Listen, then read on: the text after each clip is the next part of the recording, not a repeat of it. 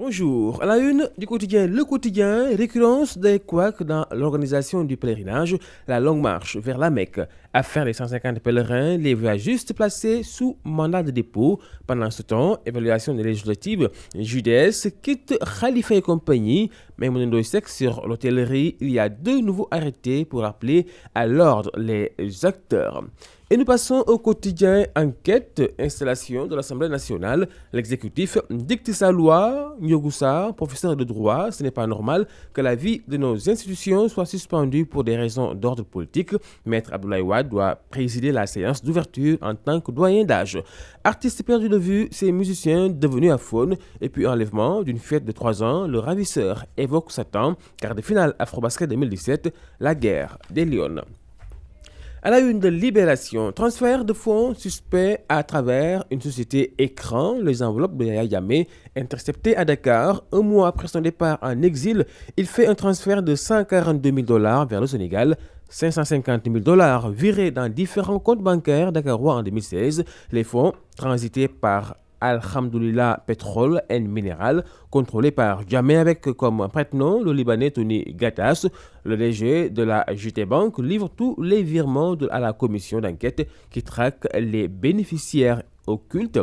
Un document exclusif à lire dans ce quotidien Libération qui nous parle également de Hassan Diouf qui joue et perd concernant les États-Unis qui déclenchent sa procédure d'expulsion vers le Sénégal. Le célèbre activiste interpellé après une plainte de Sénéco, la section de recherche cueille Mader Fall à Kaolaka.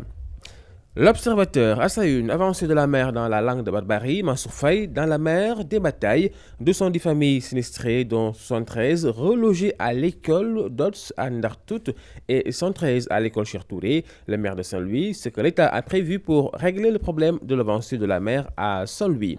Tabaski 2017, le directeur de l'élevage fait le point sur l'arrivée des moutons. 468 000 têtes, dont près de 325 000 importés, présentes sur le marché. Transport aérien, Maimouna Sek, Limoges, le DG de AHS, le ministre irrité par une lettre adressée à la primature. Et puis, Afrobasket 2017, retrouvailles entre finalistes Sénégal-Cameroun, duel de Lyon à Bamako aujourd'hui.